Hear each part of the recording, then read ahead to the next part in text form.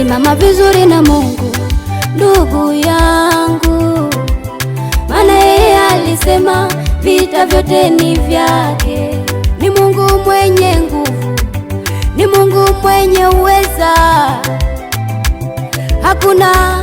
Hakuna kama yeye. Kulia kwako kuna mwisho, machozi yako yana mwisho. Mwamini Mungu, yeye anayejibu kwa moto. Kumbuka wakati wake Nabii Eliya, alimuomba Mungu akajibu kwa moto.